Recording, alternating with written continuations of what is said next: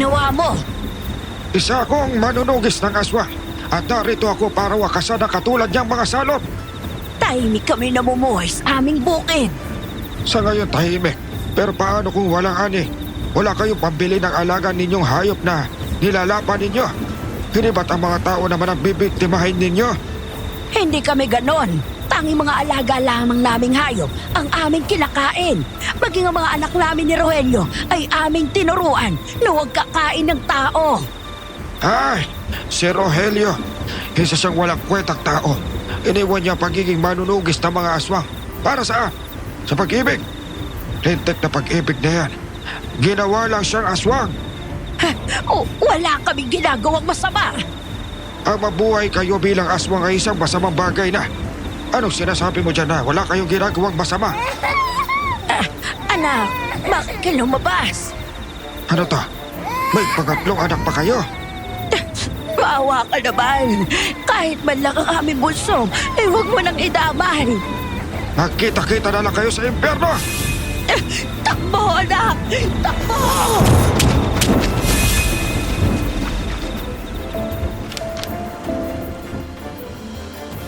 Pauwi na kami ng asawa ko sa probinsya.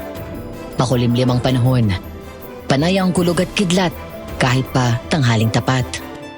20th wedding anniversary namin ngayon. Pero parang nagluluksa ang kalangitan. Sino nga ba namang matutuwa?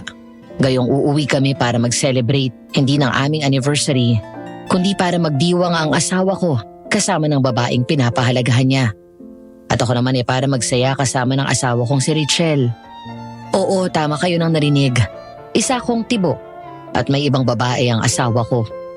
Siyempre, sa iba ang pangit ng setup namin. Pero para sa aming dalawa, yun na ang pinakamagandang arrangement na akma sa aming sitwasyon. Habang binabagtas namin ang kahabaan ng NLEX, napagdiskitahan naming pakinggan ang ilan sa mga uploads nyo. Nung nagplay ang video na ang title ay Lihim ng Madring na Diskubre ng Binatang Doktor, pabirong sinabi ng asawa ko na bakit hindi ko ipasa ang istorya naming dalawa. Pinasukan yata ng demonyo ang utak ko at kinasahan ko siya. Dear Aswang Diaries and Madam Venus, ako po si Alisa. Isa akong veterinarya. Kasal ako sa asawa kong general practitioner na doktor. Kung paano kaming napapasok sa isang masalimuot na relasyon ay ang mismong ibabahagi ko sa inyo sa liham kong ito. Dala ng sensitibong kalagayan ng pamilyang pinanggalingan ko, hindi tunay na pangalan ng mga taong sangkot ang gagamitin ko. Nagsimula ang lahat noong 2005. Ipinadala kami ng lalaking yon sa isang probinsya para manguha ng datos para sa proyekto niya. Front namin ay ang magsilbi bilang doktor ng hayop at doktor ng tao.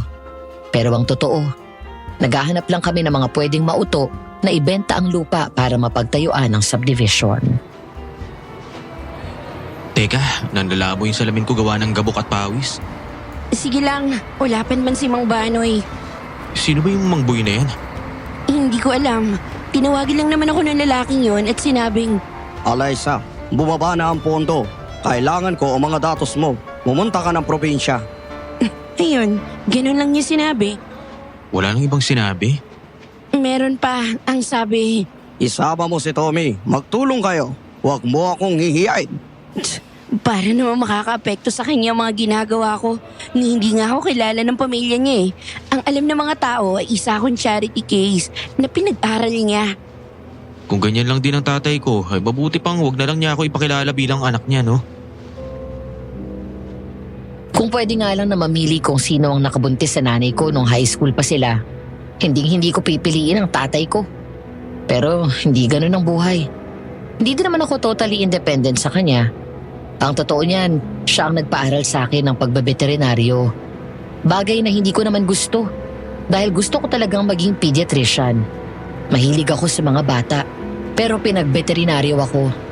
Dahil may mga organisasyon na nangangalaga sa mga hayop ang sinusuportahan ng ama kong pilantropo. Si Tommy naman ay kinupkop ng ama ko mula sa isang bahay ampunan. Kinakitaan niya ng talino, kaya sinuportahan ang pag-aaral ng medisina.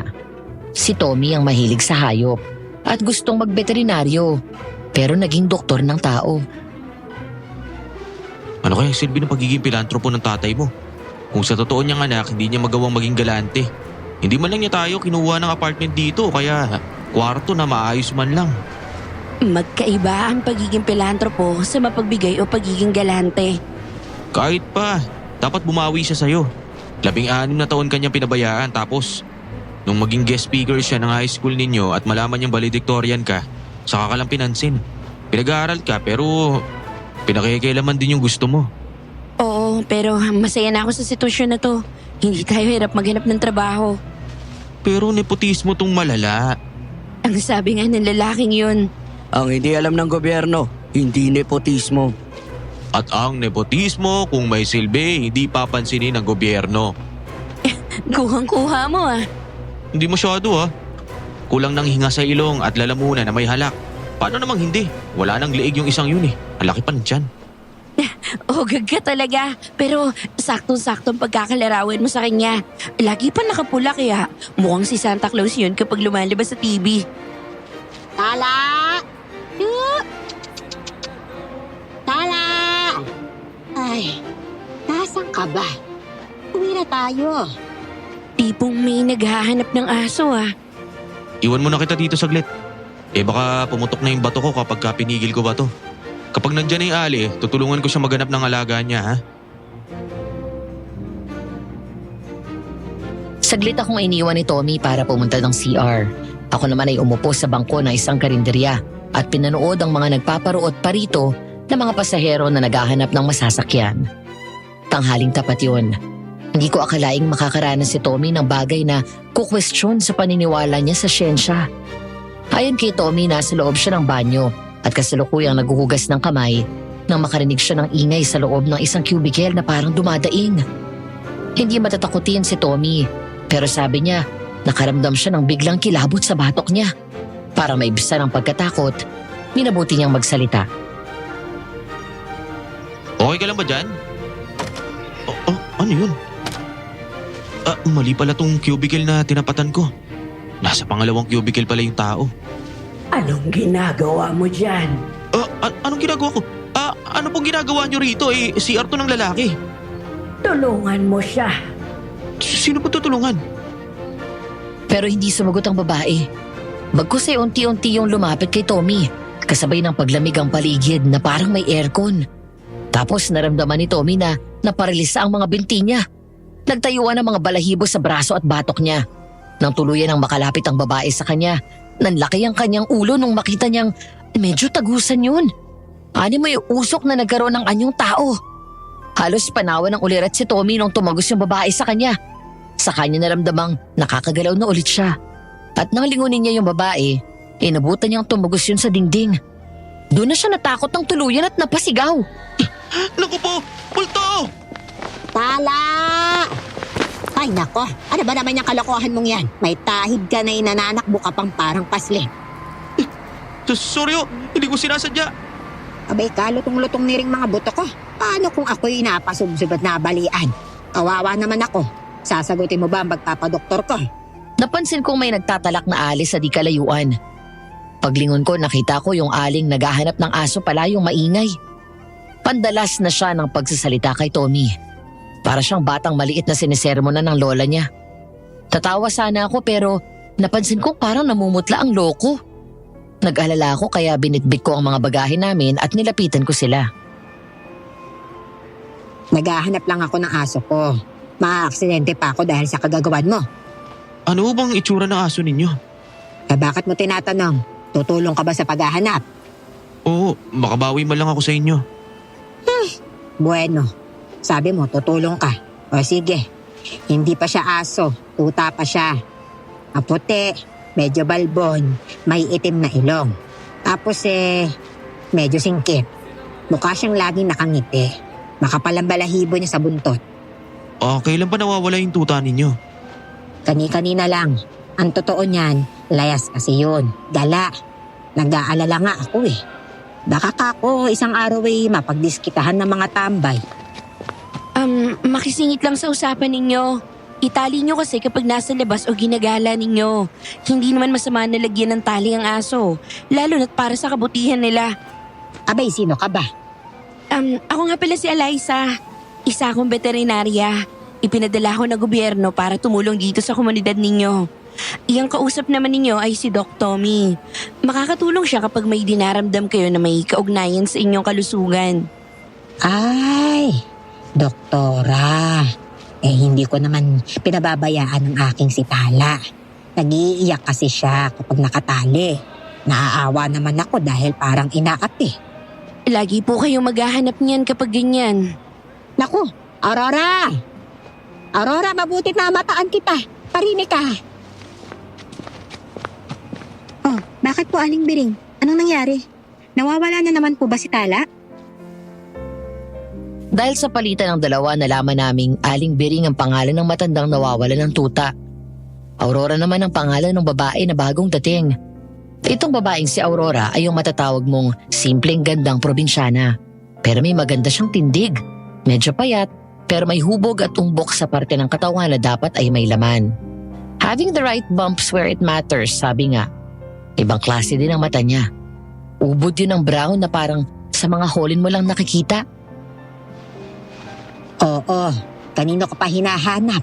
Nagpresenta na nga itong dalawang ito na tutulong sa paghahanap kay Tala. Baka gusto mong makitulong na rin. Gusto ko nga po sana eh. Pero may pinapagawa po sa akin si Tatay Banoy. May mga dayo daw po na darating ngayon. Tapos pinapaabangan sa akin. Medyo tinanghali nga po ako eh. Sa ano naman hindi pa sila dumarating. Nakakahiya sa kanila. Sino bang Tatay Banoy? Hindi naman si Mang Banoy na pinsan ng kapitan ng tinutukoy mo, di ba? Yung dating naninilbihan sa Manila? Siya nga po. Teka, kayo po ba yung mga taga Maynila na ipinadala para manguha ng datos? Si Doktora Alisa at Dr. Tommy? Kami nga. Eliza na lang ang itawag mo sa akin. At ganun din sa akin, Tommy na lang. Ako naman si Aurora. Kinagagala ko kayong makilala. Siya naman po si Aling Biring. Ang aming ikinagagalak namin kayong makilala ay hindi na namin nasabi. Dahil biglang nalukot ang mukha ng matandang babae at gigil na dumura. Baka sa boses niya ang pagkadisgusto na hindi man lang niya sinubukang itago. Si Banoy.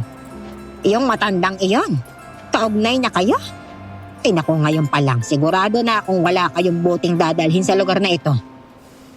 Si Aling Biring naman. Mabait po si Tatay Banoy Mabait? Kahit si Lucifer magmukhang anghel kapag nalaman mo ang kawalang hiyaan ng siraulong yun. Bakit hindi mo sabihin sa kanya kung gaano ako kasama, Biring? Ano nga ba ako klase bilang masabak tao? Si Tatay naman pinapatulan niya pa si Aling Biring. Masalamat ka, Banoy. Mahal ka ng anak-anakan mo. Dahil kung ako lang ang masusunod, kawawa ka ng matagal sa akin. Aling Biring, kung nakita niyo naman po ang kalupitan ni Tatay, yun ay dahil sa pinupuksa lang niya yung mga nilalang ng dilim. Wala na akong sasabihin, Aurora. Aalis na lang ako. Ay, paano po si Tala? Ibibinin ko na lang sa mga barker ng jeep. Palagay ko naman ay magpapakita din sa akin ang tutang yon. Wala yun. Kinaldereta na ka ng mga manginginom yun. Pabaya kang amo eh. Baliw! Pagkatapos nun ay umalis na si Aling Biring. Naiwan kaming apat. May ilang sandali ng katahimikan ng namayani. Tapos sinipat-sipat ako ng tingin ni Mang Banoy. Wala naman sa akin yun pero mukhang hindi nagustuhan ni Tommy ang inasta nung matanda.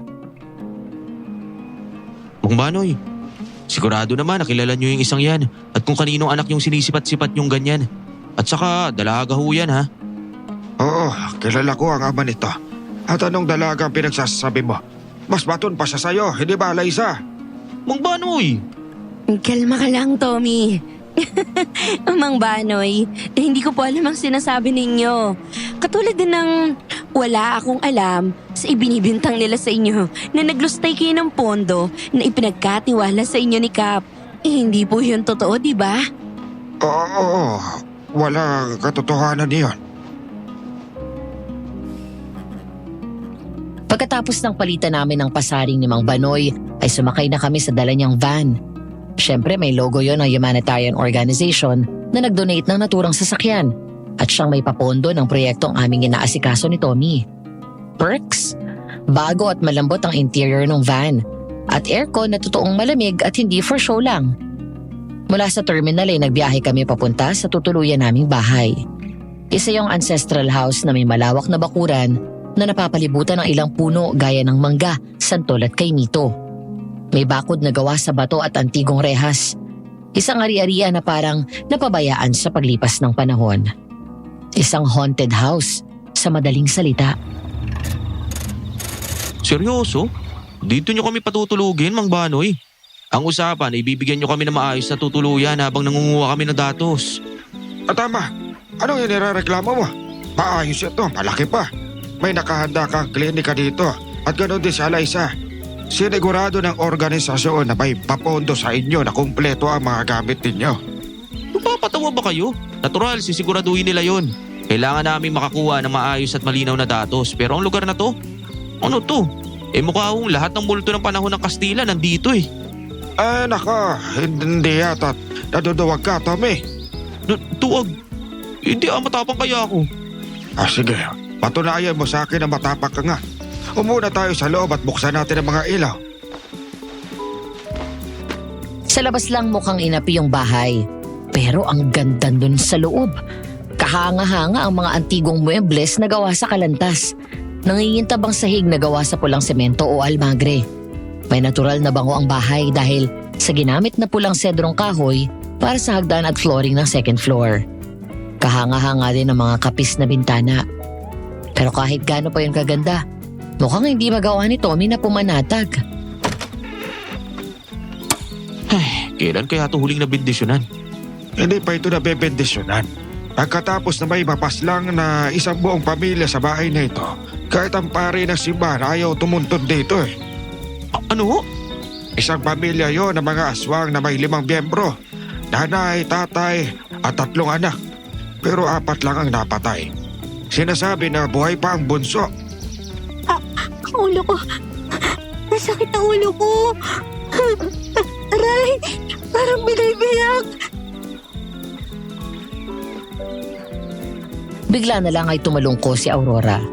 Sapo ang kanyang ulo at namumutla. Agad naman siyang dinaluhan ni Tommy at inalalayang maupo sa malapit na sofa. Katakataka namang kalmante lang si Mang Banoy na patuloy lang sa pagkikwento.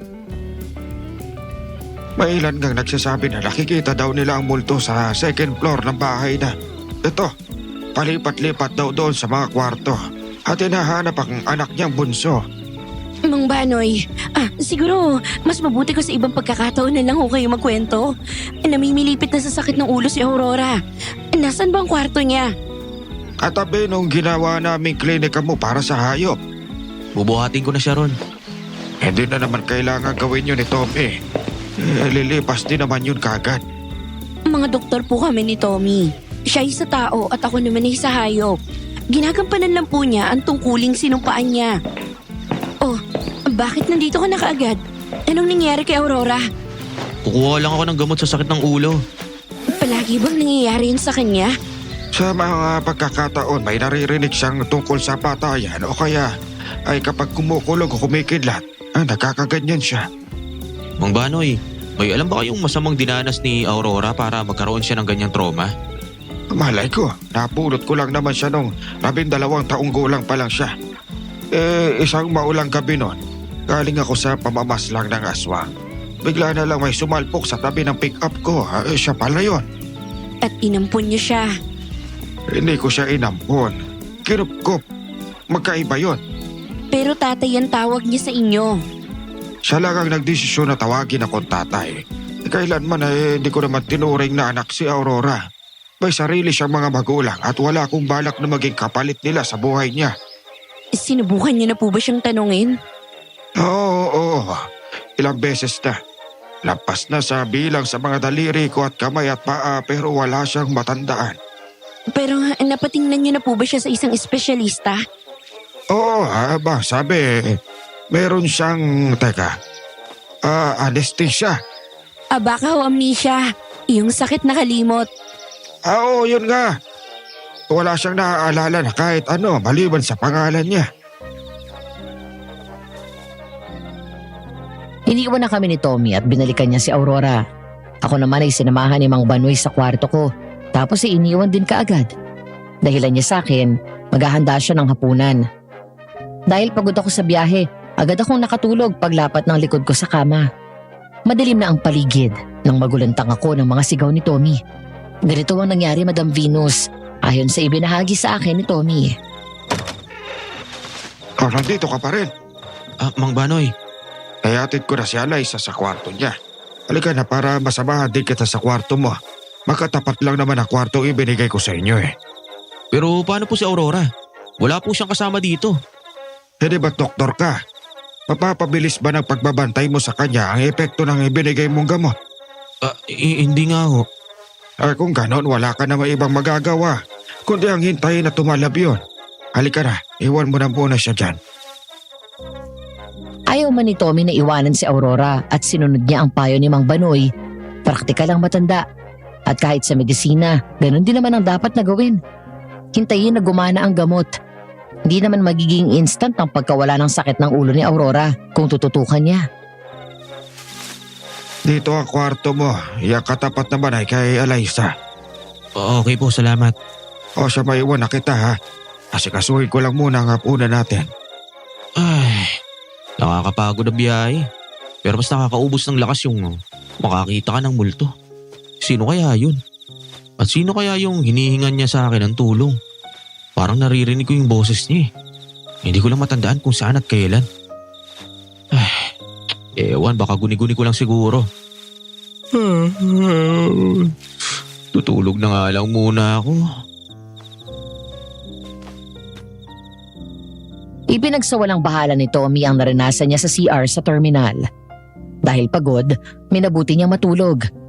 Pero nung agaw tulog na siya, ginulat siya ng lagabog sa bubong na katapat ng bintana ng kwarto niya. Akala niya sanga lang o kaya inahulog na bunga ng puno, kaya nagpasya siyang baliwalain. Pero nung marinig niya na ang patuloy na ingay na parang mabibigat na yabag, tumayo si Tommy at binuksan ang bintana. Ano ba namang ingay yan oh? Nagpapahinga ako eh. Aswang! Tulungan niyo ako! May aswang sa kwarto ko! Ah! Nagising ako sa mga sigaw ni Tommy. Nung una, akala ko kung ano lang. Pero nung marinig ko na humihingi siya ng tulong at nagsisigaw na may aswang, biglang talon ko paalis sa kama at nagmadali akong binuksan ng pinto. Para lang abutan ko siyang nasa pasilyo at nananakbong lumalabas ng kwarto niya. Animoy hinahagad siya ng demonyo. Anong nangyayari sa'yo? Alaysa, may aswang sa kwarto ko! Ang laki aso! Ano? Ayan na! Lalabayin niya tayo! Lalabayin niya! Aray! Ba't ka nababatok? Kumalma ka nga. Tingnan mo yung kinatatakutan mo. Yan? Tuta? Oo, tuta nga. Tingnan mo, parang nakangiti. Pinagtatawanan ka yata. Loko ka! Bagong gising ka yata kaya napagkamalan mong aswang. Hindi! Aswang talaga yung nakita ko. Mukhang aso din yun pero may mapulang mga mata. Naglalaki ang mga pangil at yung ulo parang kahugis ng ulo ng tao eh. Iyang tuta lang na yan ang nandyan. Teka, paano nga ba nakapasok ang tuta na yan dito? Hindi ko alam basta. Oh, ano na naman ba? Magpantalon ka nga. Doon ko naalala na naghubad ako ng pantalon bago ako nahiga sa kama. Banas na banas kasi ako. Dahil nagmamadali akong lumabas ng kwarto, nalimutan kong nakapanloob lang ako. Pasimple kong itinago ang pagkapahiya ko at bumalik ako ng kwarto para magpantalon. Nang makabihis ako, sabay kami ni Tommy na bumaba ng kusina. May note kaming inabutan sa ref. May nilakad lang ako. Bahala na kayo ni Tommy sa bahay. Kain na kayo. Nasa lamesa ng hapunan. Ayos din naman pala makisama yung matandang yun ano. Paano hindi siya makikisama? Malaki ang perang nakukubra niya doon sa lalaking yun. Oh, bitbit mo pala ang tutang yan. Kanino kaya siya? Baka kay Mang Banoy. Mukha bang mag-aalaga ng hayop o matandang yun? Akin na, ipasa mo nga siya sa akin at sisipatin ko. Mamaya, kung anong sakit ang dala niyan at mahawa ka pa. Bukas na umpisa ng pagkiklinika natin. Dapat naka-in tip-top shape ka. Ipinatong ko yung tuta sa mesa at sinuyod ko ng tingin. Maningning ang bilugang mata at hindi nagmumuta. Malinis ang tenga Walang bakas ng pangangate. Sakto lang ang pamamasa ng nangingintab na itim na ilong ng tuta. Malinis din ang ngipin. Walang mabahoy na amoy ang bibig. Wala din ako nakitang kahit anong kuto sa balahibo at pinkish ang paw pads ng tuta. Maging ang puwetan ay malinis. Malinis siya. Kung akong tatanungin, alagang-alaga ang isang to. Sa tingin ko may nagmamayari sa kanya. At mukhang nakakaintindi din ang salita ng tao. Sumasagot eh. Yun nga rin yung napansin ko sa tutang yan eh. Parang nangungusap yung mga mata. Pero alam mo, parang may naaalala ako sa kanya. Naalalang ano? Nung unang beses tayong pumunta dito kasama ang lalaking yun, Ipapakita ko sa inyo kung anong ginagawa ko bilang pilantropo at lingkod bayan. Oo nga no. Maulang gabi yun. Nakakita tayo ng sugatang tuta. Kapapasa lang ni Tommy ng residency niya noon. Habang ako naman ay nasa huling taon ng aking vet school. Dinala kami ng lalaking yon na biological kong ama sa probinsya. Dahil gusto niyang ipakita sa amin kung ano yung lugar na gusto niyang isama sa mga proyekto niya bilang pilantropo. Sa totoo lang, hindi naman ako naniniwala sa kanya na yun ang pakay niya. Kung ako ang tatanungin, balak na naman niyang alamin kung may mga mauutos siyang tao para bilhin ng mga lupa at gawing subdivision. Isang linggo din kaming nanatili ng probinsya. At nung pauwi na kami, ay saka naman biglang sumama ang panahon at bubuhos ang malakas na ulan. Nasaan na kaya si Kuya Ray? Kanina pa nagpaalam na kukuha ng tao ah. Nako. dala mo ang mga reading materials mo, di ba? Kaysa inaaksaya mo yung oras mo sa katatanaw mo dyan sa bintana ng sasakyan, magbasa ka. Kaya ako nga binuksan tong ilaw para makapagbasa ko. Ganun din ang gawin mo. Magagalit na naman yun sa atin. Aksaya daw sa battery ng sasakyan ang ginagawa mo. Binuway mo pa nga yung makina, tumira ka pa ng aircon. E di kumain ng gasolina yun. Makadada siya tungkol sa baterya at gasolina ng sasakyan. Parang kala mo pera niya. Pera ng taong bayan ang nilulustay nila ng lalaking yon. Dahil sa RATA at ibang benefits. Huwag nga nila akong pinaglololoko. Hindi ka ba natatakot na baka magalit sa atin yung airpods mo? Kapag sinumbong tayo ni Kuya Ray. Sa lalaking yon? Takot sa akin yon. Isang kanta ko lang sa asawa niyang bansot na mukhang Smurf tapos ang hilig sa makapal na lipstick. Goodbye ang magandang image niya bilang pilantropo ko, no? And not to mention, nagpulpolitiko pa silang dalawa. Ba't parang nakakarinig ako ng tahol ng tuta? Saan? Doon sa likod ng mga turanta ba yun? Parang may iniinda yung tuta. Tara, alabasin na natin. Nag-aalangan pa sana si Tommy pero nakalabas na ako ng sasakyan. Walang pag-aalinlangan kong tinawid ang maputik na daan papunta sa pinanggagalingan ng iyak ng tuta.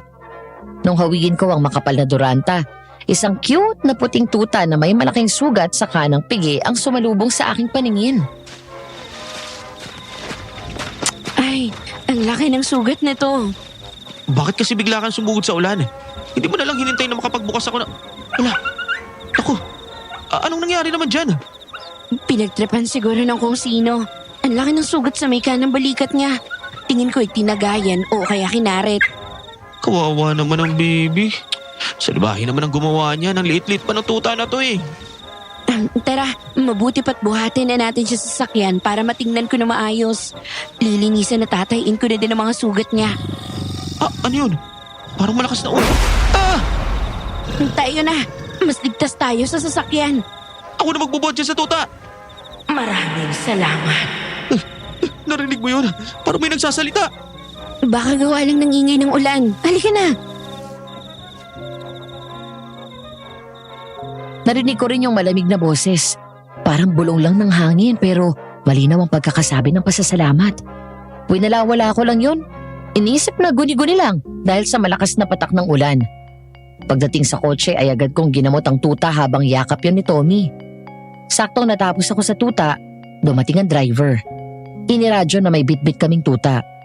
Natural ang naging sagot ng big boss niya ay iwanan sa barangay.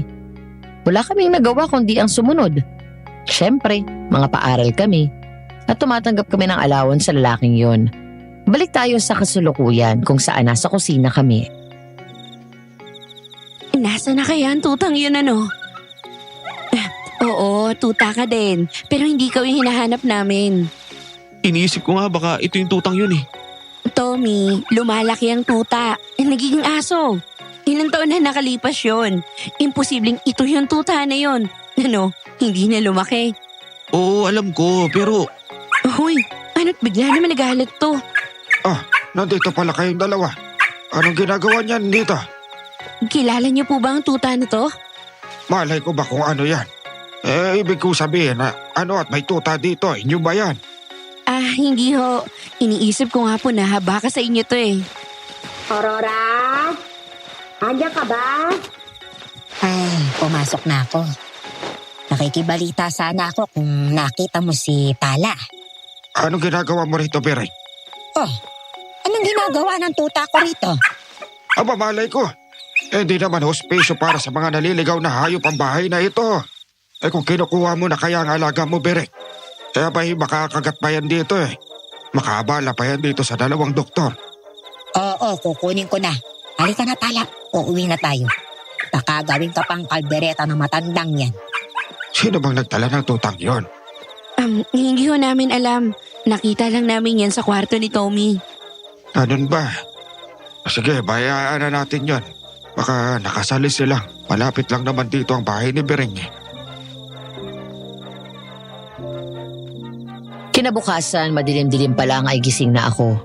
Inasahan kong ganun din si Tommy, kaya hindi na ako kumatok sa kwarto niya.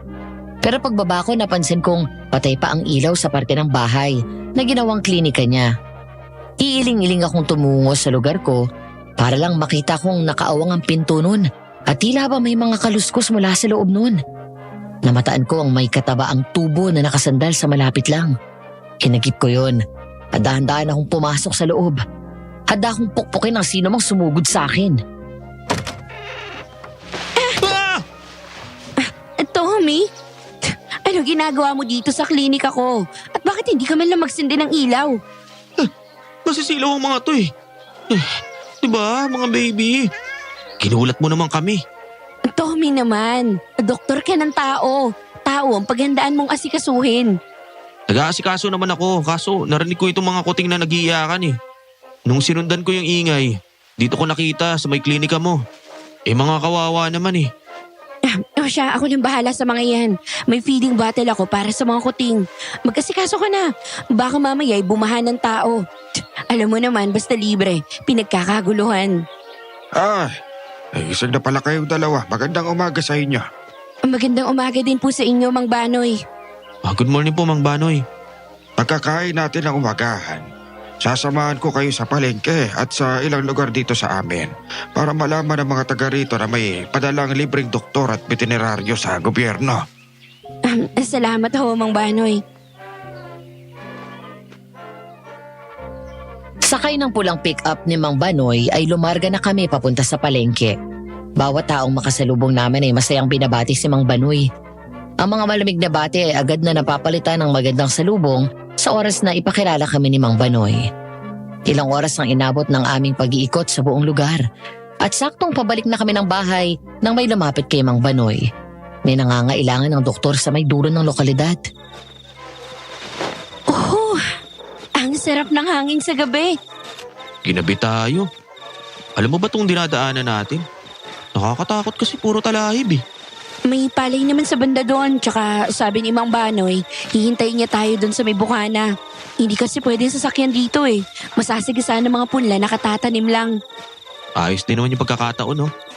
May mga anak at saktong nandun tayo. Tapos may farm din pala sila. Kaya pati ikaw kinakailangan yung serbisyo. Yun naman ang ipinunta natin dito eh. Makaligo na nga pag-uwi. Kumapit yung amoy ng kambing sa akin tapos sinukahan pa ako ng baka na masama ang sikmura. Hindi na ako amoy tao. Papasa na din akong farm animal nito eh. Ano yun? Baka dagang palay. Madaming ganun lalo na sa mga madadamong lugar. Eliza, umul yun di ba? Baka may asong ligaw. O kung mamalasin tayo, baka na rabies. Anong dapat ginagawa kapag ganun? Mahilig ako sa mga hayop eh. Ikaw ang veterinaryo eh. Wala akong proper knowledge kung paano yung tamang treatment sa mga ganyan. No sudden movements. Do not approach. Dahil sa sinabi ko, bigla kaming tumigil ni Tommy sa paglalakad at nakiramdam. Magkahalong hingal, angil at mga kaluskos ng palapit ang narinig namin. Nagkatinginan kaming dalawa. Baka sa mukha namin ang kaba. Alaysa, bakit lumalapit pa rin? Panay ang ungol. Huwag ka lang basta gagalaw. Stay put ka lang. Naku po! Huwag kang sumigaw, gunggong. Ah! Mula sa talahiban ay may kung anong bulto ang sumalpok kay Tommy. Dahilan para matumba si Tommy ng patayhaya, kasama ang sumalpok sa kanya.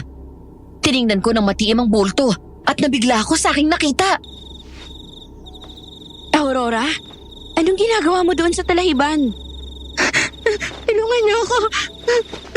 Inahabol niya ako. Papatayin niya ako. Teka, kumalma ka muna. Sino nang papatay sa'yo?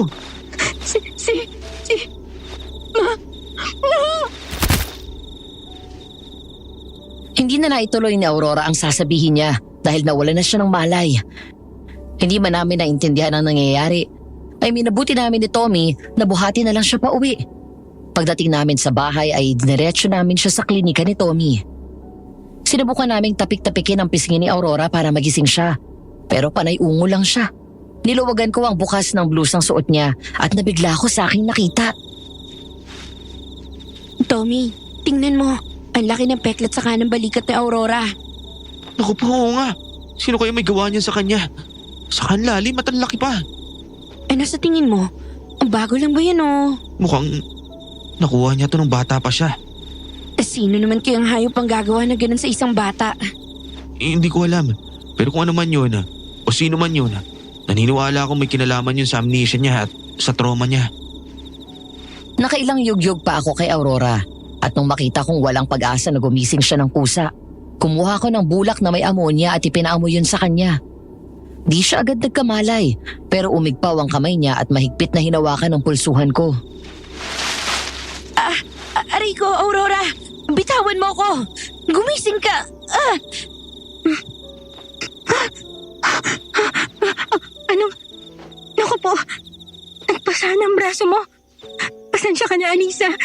Hindi ko sinasadya na masaktan ka. Nagiging ganito lang talaga ako paminsan-minsan. Ayos lang. Giyelohan ko na lang to. Ano yun? Aurora! Aurora! Nandito ka ba? Aurora! Salamat naman at nakauwi ka. Butit na agip ka ni na Tommy at Alaysa. Salamat sa inyong dalawa. Akala ko talaga hindi ko na ulit makikita tong si Aurora. Nakita namin siya ron sa may talahiban. Malapit sa palayan. Saan ba kayo nagpunta? Inahanap namin kayo kanina pero wala kayo kung saan tayo dapat magkikita. Pasensya na kayo. Totoo niyan ay nandoon lang naman ako sa may bukana. Pero nakita ko itong si Aurora na nagtatatakbo ng walang direksyon. Sinubukan ko siyang sundan pero pumasok siya sa talahiban kaya hindi na kinaya ang tuhod ko. Pasensya na po kung pinag-alala ko kayo, tatay. Ayos na ako. Ang mahalaga ay nandito ka. Nangilid ang luha ko sa eksena sa aming harapan. Namataan ko si Tommy na ikinuskos ang mukha niya sa amanggas ng kanyang suot na kamiseta. Nang mapatingin siya sa akin, mamula-mula ang mata niya. Parehas lang pala kami ng naramdaman sa aming nakita. May kaunti akong inggit na naramdaman. Buti pa si Aurora. Kahit hindi niya tunay na tatay, pinapahalagahan siya.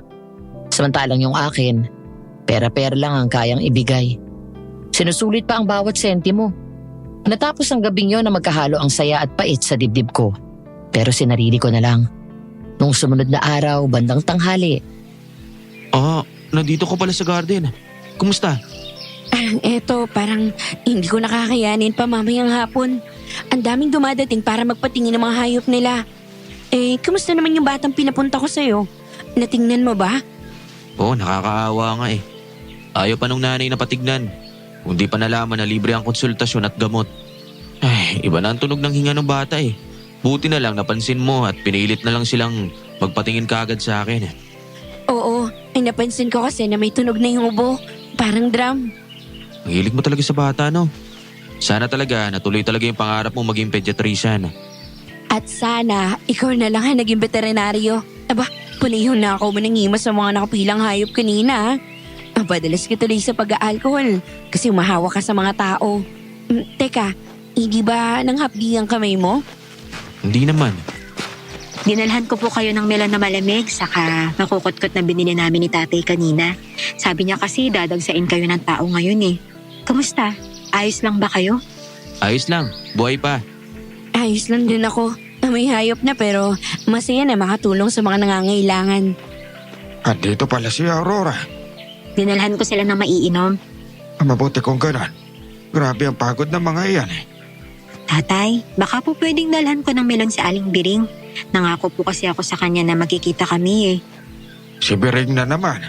Ay nakong bata ka. Ang hilig-hilig mong dayuhin ang hukluban na yon. Sinusuyo ko lang po siya. Para malaman niyang hindi po kayo masamang tao. Kung bakit naman kasi lagi niyong ginagalit eh. Kaya halimaw na tuloy yung tingin niya sa inyo. Wala akong pake. Ano naman pagunguso yan? Titiryahan mo na naman ako ng ganyan. Sige na, lakad na. Dala mo ng melon ng matandang mong kukulam na yon. Salamat tatay ha. Alis na po ako. Tinanaw naming tatlo ang papalayong bulto ni Aurora na palukso-lukso pa. Si Mang Banoy naman ay napailing na lang sa inasta ni Aurora. Ilang minutong lumipas ang katahimikan sa pagitan naming tatlo. Tapos nag-umpisang magkwento si Mang Banoy. Nung makita ko yan si Aurora, nakatulala lang yan. Tulala tapos makikita ko na lang umaagos ang luha sa mga mata niya. Ilang buwan rin siyang ganun eh. Hindi ko kaya siya yung bunsong anak ng pamilyang pinaslang sa bahay na ito? Ay Diyos mayo ka, Tommy. Huwag mong sabihin naniniwala ka sa kwento ko. Hindi mo ba totoo yung kwento na yun? Natural hindi. Binibiro lang kita, sakay na sakay naman to, oo. Talaga bang kwento kutsero lang yun? Gusto mo ba magkatotoo? Hindi ho. Pero Mang Banoy, wala man na ba naghanap kay Aurora? Tulad ng mga kamag-anak or kakilala? Wala ni isa. Sa ngayon, nun umaasa lang ako na bago ako tumanday, magbalik ang mga alaala niya. Sapat ng saya yun sa akin. Nadadalin ko hanggang sa kabilang buhay. Makakain ng tanghalian ay sumabak na ulit kami ni Tommy sa pag-aasikaso ng mga tao. Halos hindi kami magkanda tuto sa baha ng tao. Buti na lang tinulungan kami ni Mang Banoy at ng ilang lokal ng lugar sa pag-iestima ng mga pasyente. Halos 2 oras kaming ganon, pero pagdating ng 3:00, biglang humupa ang tao. Sa garden ulit kami nagpunta para magpahangin. Buti na lang talaga naubos ka agad yung mga tao. Parang hindi ko kakayanin kung tatagal pa yung mga dami ng tao eh.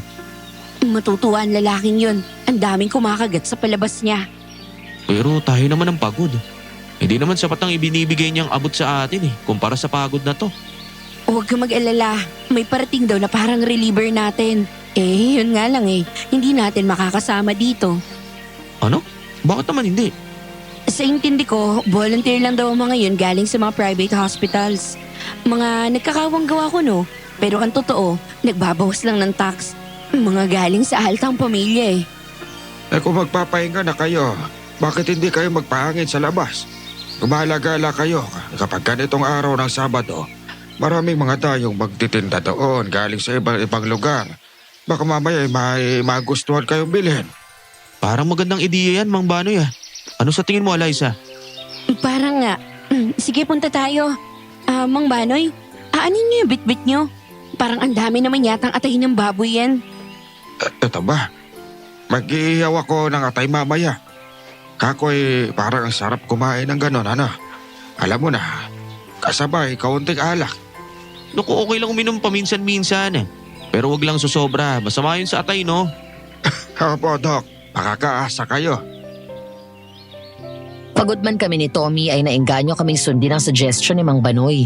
Makalayo man lang kami kahit papano sa amoy ng alkohol at sa mga gamit namin sa panggagamot. Pagdating namin sa palengke, Aba, tama si Mang Banoy. Ang dami nga nagtitinda. Nakakatuwa. Lalo na yung nagtitinda ng mga surplus, no? Mga imported ang tinda. Babalikan ko nga talaga yung antigong baseball bat na yun. Bihira ka na makakakita na talagang solidong bakal na gano'n, no? Ako naman, gusto ko yung fountain pen. Magandang klase. Ibibigay mo sa tatay mo? Ano? Hindi akin yun. Personal kong gamit. Tsaka, bakit ko naman bibigyan ng kumag na yon? Ang dami-dami nang natatanggap ng mamahaling gamit nun mula sa mga nag-under the table sa kanya. Ay, ang mga kabataan nga naman ngayon, hindi na nag-iisip.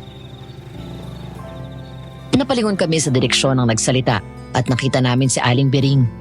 May bitbit na rata na basket na puno ng mga kung ano-anong dahon at insenso.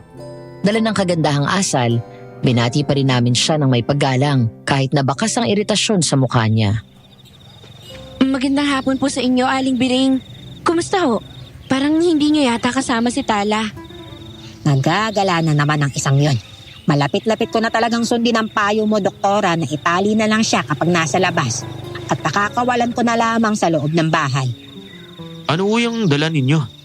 Mga halamang gamot. Patutuyuin ko at gagawin tsaa. Herbolaria pala kayo eh. Matagal na. O bakit? Ano bang sinabi ni Banoy na mangkukulam ako?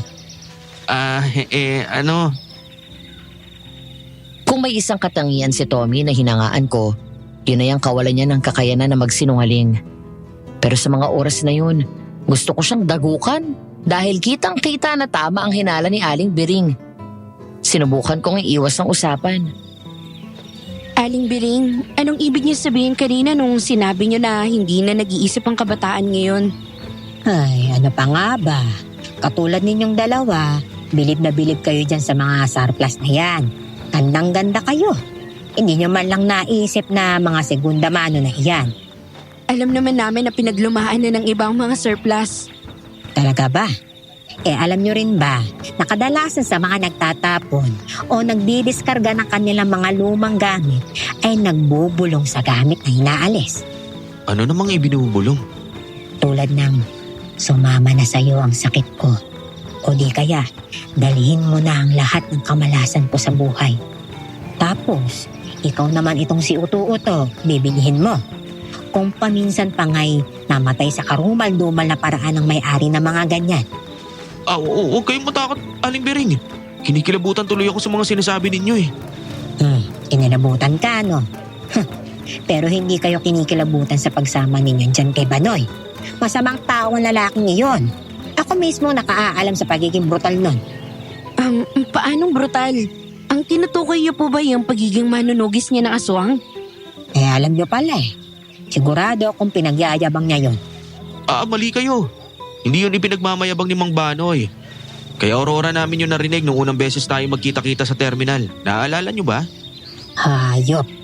Hayop ang lalaking yon.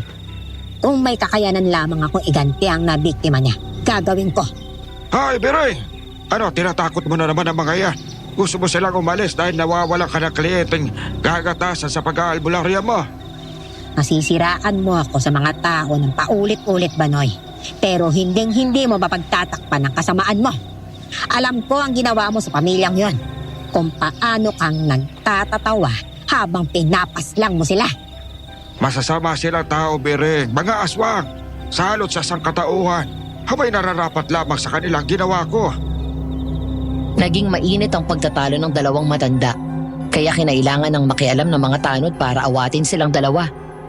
Habang inaalalayan nila palayo si Mang Banoy at Aling Biring sa magkasalungat na direksyon, panay pa rin ang sigaw ni Aling Biring. Pagbabayaran mo ang kasalanan mo. Tandaan mo yan. Walang kasalanan na hindi pinagbabayaran. Gaano mo man yan takasan. Mang Banoy, ano po bang kasalanan ng sinasabi ni Aling Biring? Galit na galit po kasi sa inyo eh.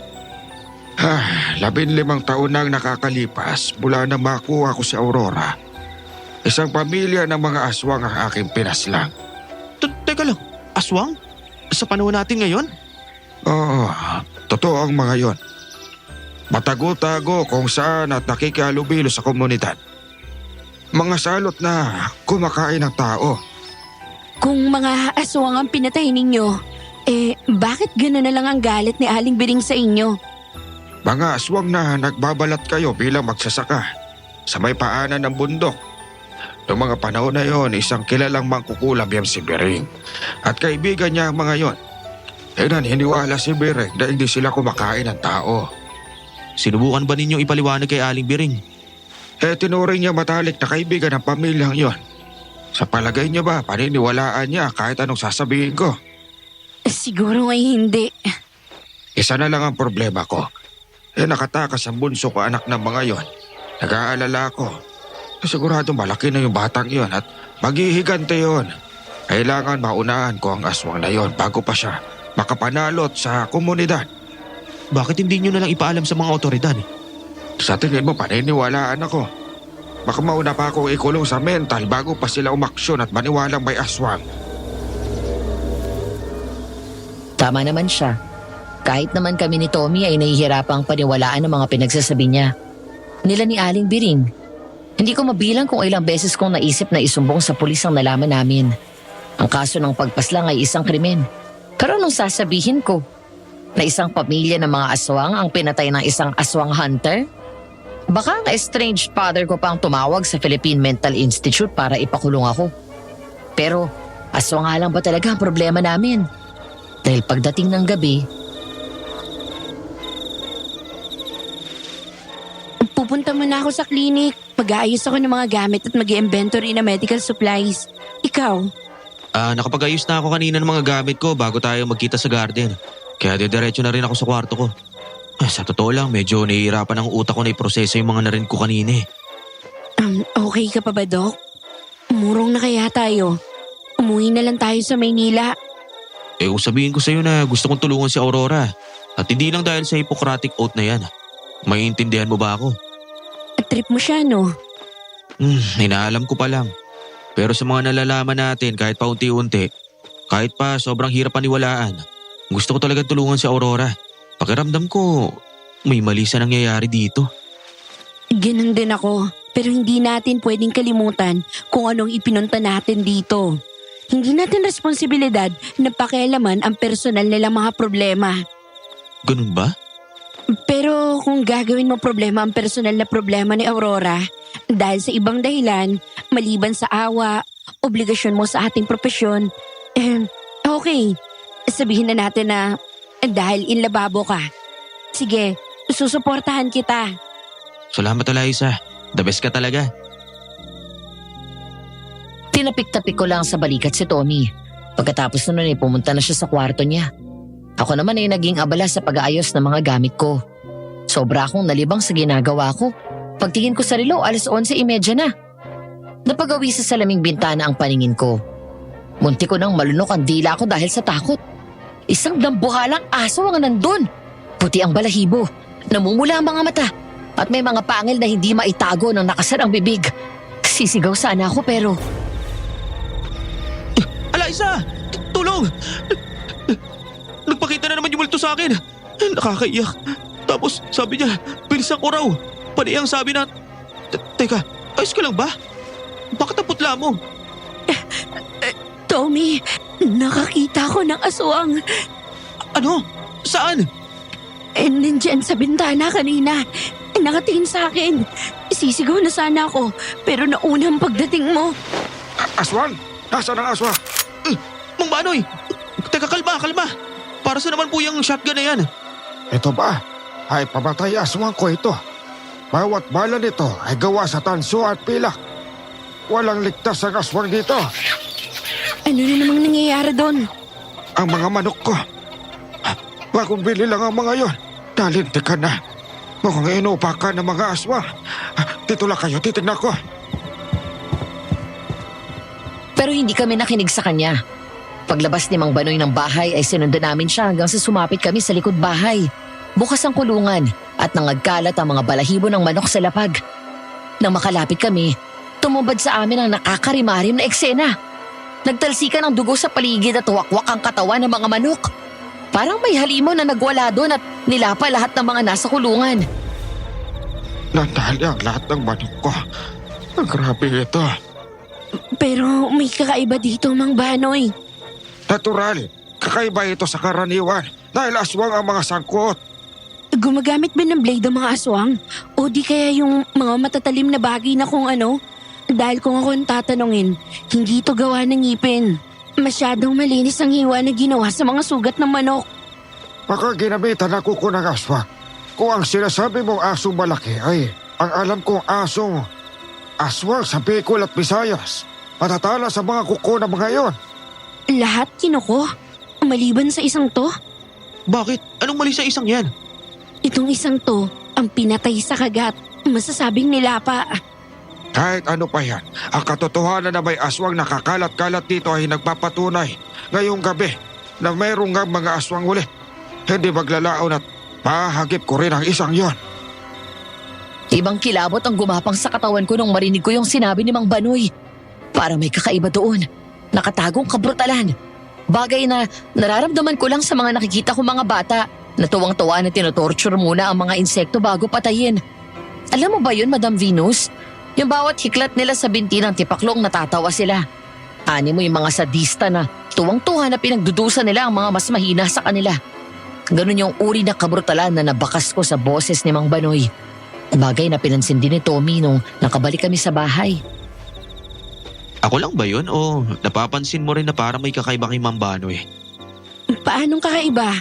Na parang ikinatutuwa niya na gumagalaw na ang aswang? Ganun ba? Para kasi siyang bata na nakakita ng totorture na insekto. Parang ganun. Yung tipong mga batang disturb sa psych ward. Napansin ko nga din yan eh. Teka, nasan nga pala si Aurora? Nagkakagulo na tayo dito pero ni Anino niya hindi natin nakita. Kung si Aurora ang hinahanap ninyo, wala siya rito. Nagpaalam siya doon kay na Bering na makikitulog. At tungkol sa kakaiba sa akin, oo. Nasisiyahan ako na may aswang dahil nabubuhay ako para pumuksa ng mga salot na kagaya nila. Narinig niya pala ang usapan namin ni Tommy. Inasahan namin siyang magagalit sa amin pero hindi yun nangyari. Ang totoo nga niyan, pagdating ng umaga, sinalubong niya kami ng masarap na agahan. Tapang baka, sinangag na parang binili sa isang Chinese restaurant, pritong itlog at kapeng barako. Hindi tuloy namin maiwasan ni Tommy na magbiroan. Grabe naman tong umagahan na to. Para tayong bibitayin. Hindi kaya may lason? Baka bigla na lang bumula yung bibig natin pagkakain. Hayaan niyo, bibigyan ko kayo ng magandang libing. Ay, naku po. Nagulat kayo. Mang Banoy, Kumain na kayo, walang laso na mga yan. At lalong wala kong balak na bitayin kayo. Pinaganda ko kayo ng umagahan bilang paghingi ng paumanhin dahil sa nakita ninyo kakaiba sa akin kagabi. Akala ko natakot kayo eh. Matapos namin kumain ng agahan, dumating ang aming mga kahalili. Dahil wala naman kaming masyadong gagawin, nagpasya kami ni Tommy na manatili sa aming mga silid. Pero bandang 10:00 ng umaga ay nakarinig ako ng mga tarantang katok sa pinto ng kwarto ko.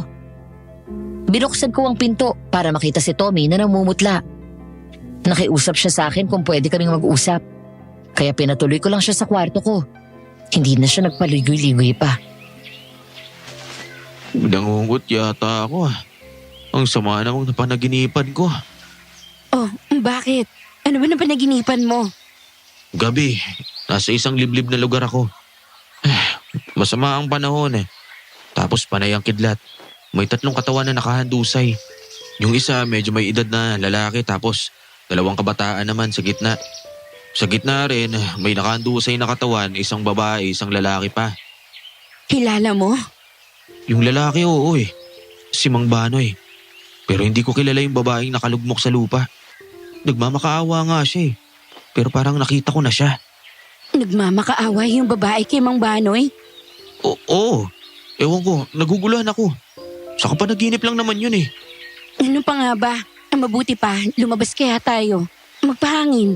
Baka sakaling magkaroon tayo ng adiya tungkol sa napanaginipan mo. Nag-aalala na din ako sa iyo eh.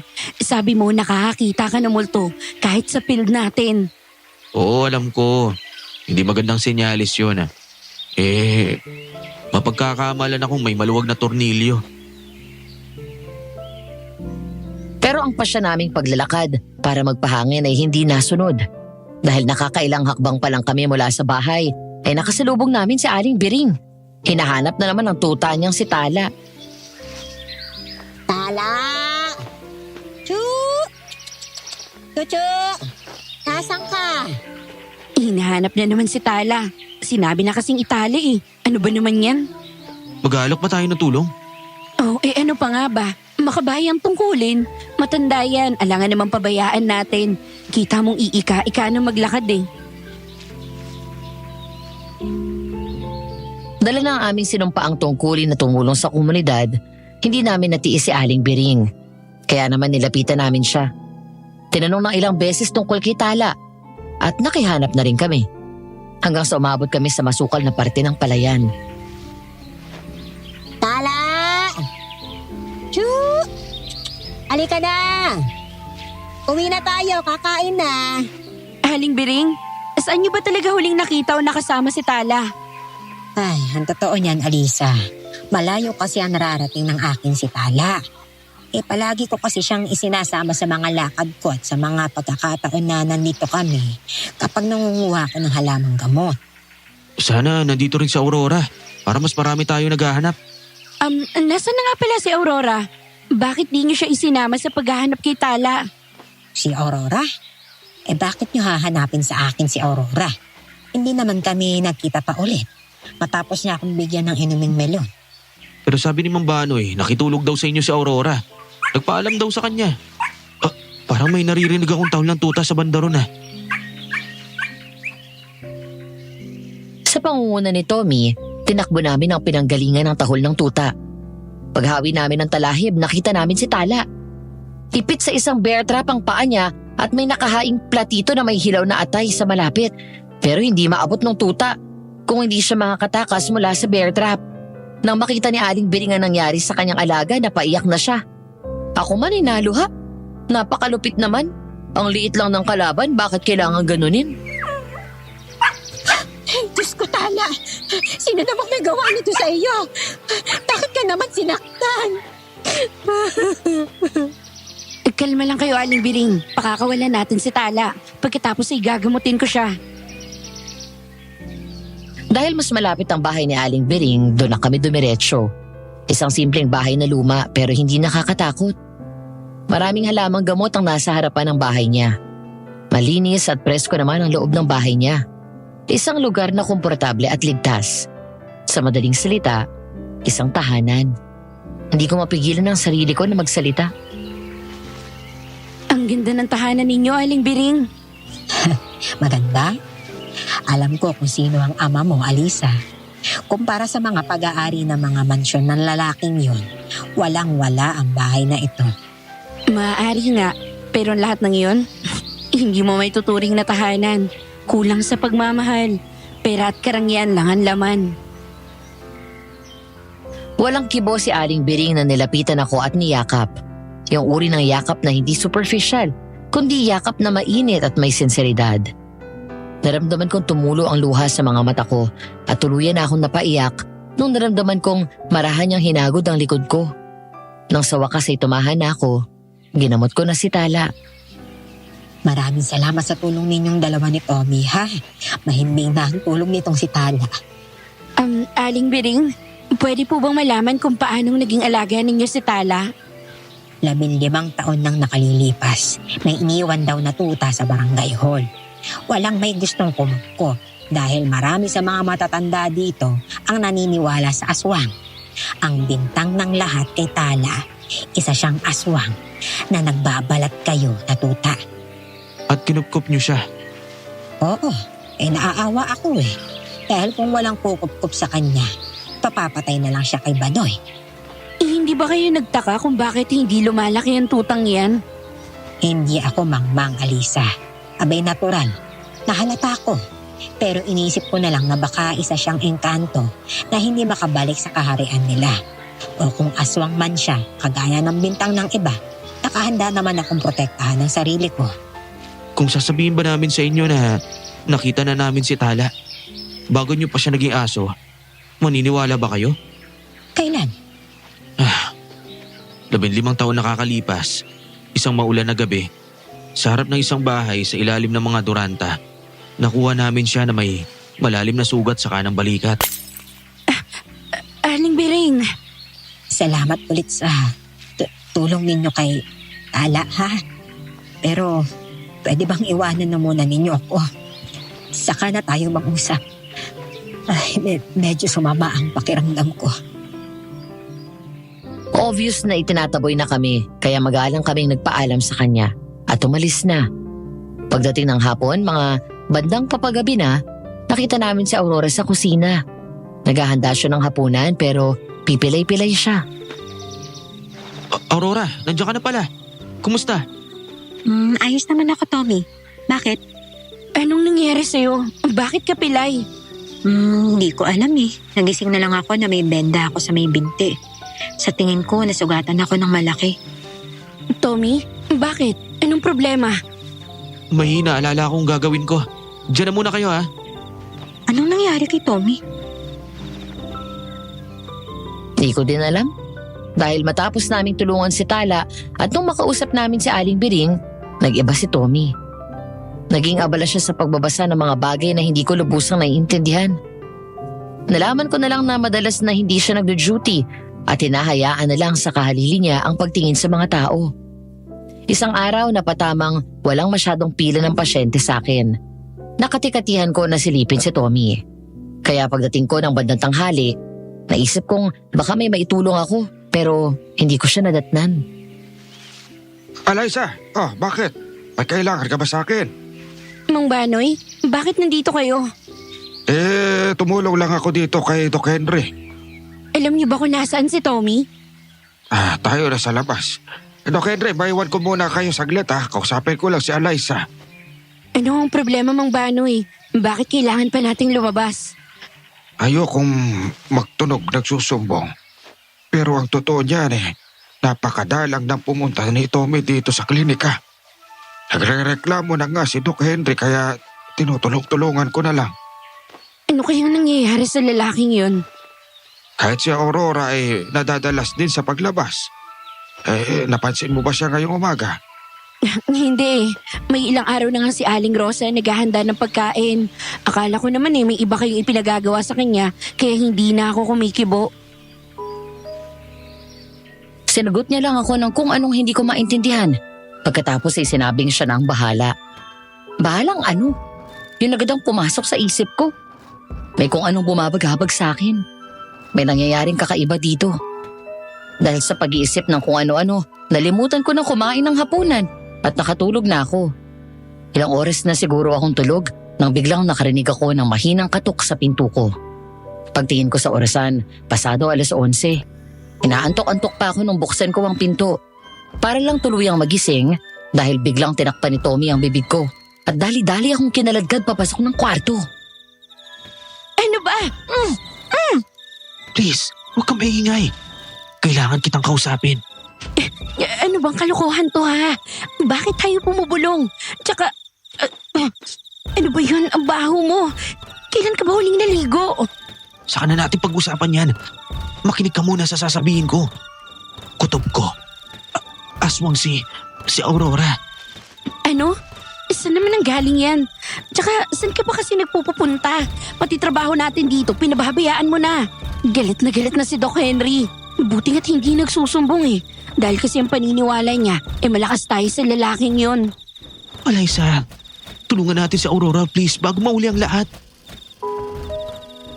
Ayon kay Tommy, nung araw na biglang sumama ang pakiramdam ni Aling Biring, kinutuban siya na magkakonekta ang mga nangyari sa paligid namin. Ang galit ni Aling Biring kay Mang Banoy, ang kumakalat na bintang kay Aling Biring na mangkukulam at siya ay isang kaibigan ng aswang, at ang trauma ni Aurora. Sa ilang araw na hindi siya nag-duty sa klinik, nag-amoy-amoy siya sa paligid. Nalaman niyang may samahan ng namamaslang ng aswang noon at kabilang si Aling Biring, Mang Banoy at isang lalaking nagngangalang Rogelio. Dahil doon nagpasya siyang dalawin si Aling Biring pagdating ng hapon. Tommy, bakit? Anong problema? Halika, tuloy ka. Salamat ho. Maupo ka. Anong maitutulong ko sa iyo? Aling Biring, hindi na po ako magpapaligoy-ligoy pa. Bakit po kayo umalis sa pamamaslang ng mga aswang? Ilang sandaling katahimikan ang namagitan sa kanilang dalawa.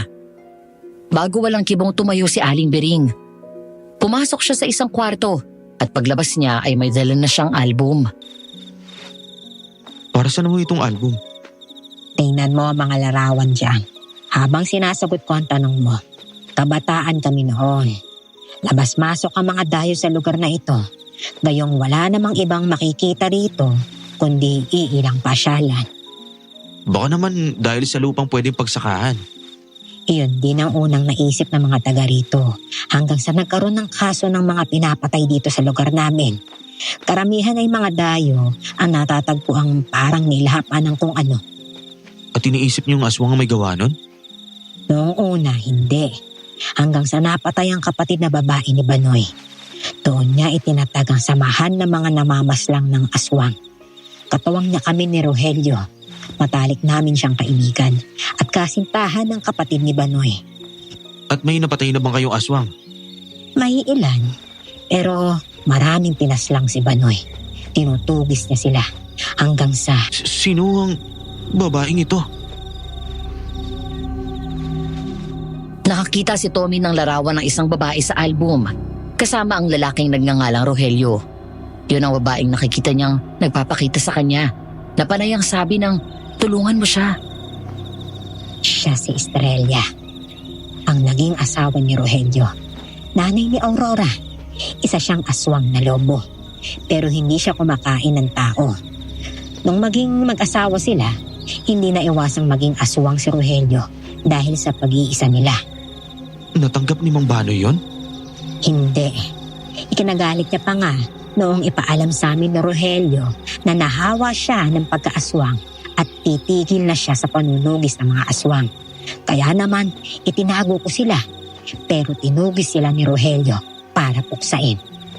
Kung gano'n Isang aswang si Aurora. Pamilya niya ang tinugis at pinatay ni Banoy. 15 taon nang nakalilipas.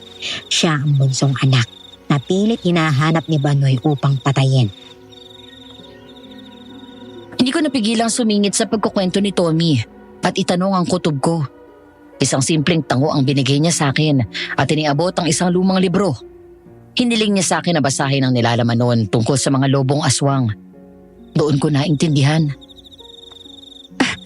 Kung ganon, si Tala at Aurora ay iisa? Oo, iisa sila. Ang dahilan kung bakit pinapahanap ni Aling Biring kay Aurora ang tuta ay dahil umaasa siya na baka sakaling makaalala na si Aurora. Kung sakaling mangyari yon, balak niyang patakasin siya para ilayo kay Mang Banoy. Anyong tuta si Aurora dahil mahina pa ang kapangyarihan niya. Pero may pagkakataon na biglang sumisigid ang lakas ng kapangyarihan ng aswang at maaaring... Kung ganon, posibleng siya yung higanting aso na nakita ko nung gabing yon. Oo, gano'n na nga. At kung bakit pipilay-pilay si Aurora nung makita mo siya. Siya nga pala, kumusta na si Aurora? Hindi na kami nakapag-uusap simula nung malaman ko ang totoo. Ngayong nabanggit mo yan, hindi ko pa siya nakikita. Ganun ba? Masama ang kutob ko, Eliza. Hanapin natin siya. Ibig mong sabihin ngayon? Oo. Hoy, maghahating gabi na. Eliza, pag nagpatakang dilim, mabubuhay ang mga aswang. Ito ang saktong oras para maganap. Nung marinig namin na lumangit-ngit ang sahig, panabay kami ni Tommy na napasenyas na manahimik. Pigil ang hininga ay matiim kaming nakinig sa paligid. Ganun na lang ang pagkabigla namin ng... Ay, nako. Akala ko lang siguro. Mukhang tulog na ang dalawang pakialamerong yun. Kita. Kahit anong paglangit-ngit ko na sahig, walang reaksyon. Matalab nga talaga siguro pampatulog na inihalo ko sa hapunan nila. Makaalis na nga. Ano yun? Ewan ko. Boses ni Mang Banoy yun, di ba? Mabuti pa sundan natin siya. Baka kasama niya si Aurora. Ganun na nga, Madam Venus. Sinundan namin si Mang Banoy. Nag-alala pa nga kami ni Tommy kung paano namin siya susundan kung sakaling gamitin niya ang pick-up. Pero naglakad lang talaga siya. Sa likod ng mga bahay siya dumadaan. Animoy isang kriminal na may pinagtataguan. Mga mahigit 30 minuto namin siyang sinundan hanggang sa makarating sa may paanan ng bundok. Kumanan siya sa maliblib na parte noon. Pasunod na sana kami nung may tumapik sa mga balikat namin. Pero bago pa kami makasigaw ni Tommy, may tumakip na kamay sa mga bibig namin. Amoy halamang gamot yun. Lunukin niyo yung mga sigaw ninyo kung ayaw niyong tadtarin tayo ng buhay ni Banoy. Aling Biring, anong ginagawa niyo dito? Kanina pa ako din Kayo ang dapat kong tanungin yan. Anong ginagawa niyo rito? Sinusundan namin si Mang Banoy. Baka... Lintik na! Anak na po! Nakatakas ang impacta! Nasa na kaya yan? Hindi ito maaari. Nakabalik na naman siguro sa bahay. Bilis, tumaba kayo. Magtago kayo sa likod ng mga talahib. Huwag kayong gagawa ng ingay. Makikisamahan ko na naman. Magkukunwari na naman ako mabait. Lintik talaga babae yun. Hindi patuloy ang kagati ng mga pahain na mapatay ko na. Nakakapagod din makisama. 15 taon, ilang taon pa ba? Sabay kaming napailing ni Tommy. Parang ibang tao si Mang Banoy. Hindi siya yung matandang sumalubong sa amin na maloko, pilosopo at mapag-aruga kay Aurora. Sa halip ay isang malupit na mamamatay aswang na nasasabik mamuksa ang aming narinig. Nang tuluyan ng makalayo si Mang Banoy, saka nagsalita si Aling Bering. Hindi kayo makapaniwala, ano? Nakita namin kung gaano niya pinahalagan si Aurora. Talaga lang, ha? Nung gabi natagpuan namin si Aurora sa talahiban, alalang-alala siya. Abot-abot din ang pasasalamat niya na natagpuan namin siya. Alam ko naluluha pa nga eh. Talagang luluhang inikipang yon. Paano kung makatakas si Aurora sa kanya, hinding-hindi niya matutupad ang kagustuhan niyang lasunin ang pamilya nila. Naku po, nagbalik yata si Mang Banoy. Hindi, iba ito. May aswang sa paligid. Madali kayo, manakbo na tayo. Ako po, inabot tayo. Tommy! Isang higanting aso na puting-puti ang nakita namin. Nakakakilabot ang laki nun. Kumikinang ang balahibo na parang gawa sa pilak. Naglalakihan ang kuko at pangil. Parang nagbabaga ang mata na ubod ng pula. Dinagana nun si Tommy. Sasama na sana ako kay Aling Bering para manakbo nang makita ko ang pilat sa kanang balikat ng aswang. Tala! Hindi, Aurora! Ikaw si Aurora, hindi ba? Hindi siya. Nakakakilala, Liza. Tumakbo ka na. Sumama ka na kay Aling Bering. Aurora, kilala mo kami, hindi ba? Ako si Eliza. Siya si Tommy. Tawagin mo siya sa pangalan niya, Tommy. Kumakalma siya kapag naririnig niya ang pangalan mo. Aurora, ako to si Tommy. Makinig ka sa boses ko. At bumalik ka na ngayon saan yung tao mo. Hinihintay kita. Tanggap kita kahit ano ka pa man. Tommy? Oo, ako nga ito. Sige, naligtas ka na. Nandito kami para sa'yo. Aurora, nakakuha ka ng mga taong komportable ka. Pasaya ako para sa'yo. Ang mabuti pa umalis na tayo dito. Hindi kami sa bahay ni Aling Bering pumunta, kundi sa isang tagong bahay na nasa may dulo ng palayan. Natatago sa likod ng makapal na talahib at baging. Pagpasok namin sa loob ay agad kong napansin ang isang larawan sa dingding. Isang pamilyang nakangiti. Ang pamilya ni Aurora.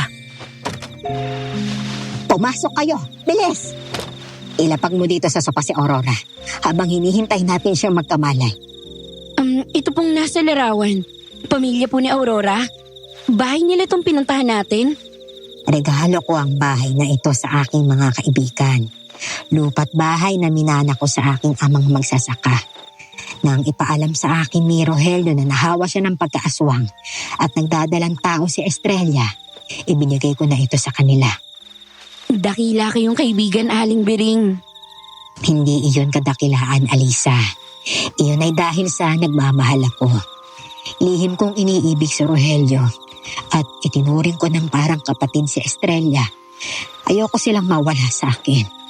Kaya nang magsabi silang magpapakalayo-layo sila, dito ko sila pinatira. Kaya pala dumadayo kayo rito kasama si Tala.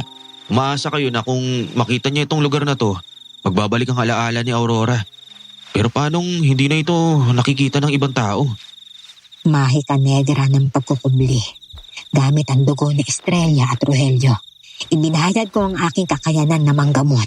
Kaya simpleng herbolarian na lamang ako. Kung ganun, paano natuntun sila ni Mang Banoy? Ay, kasalanan ko.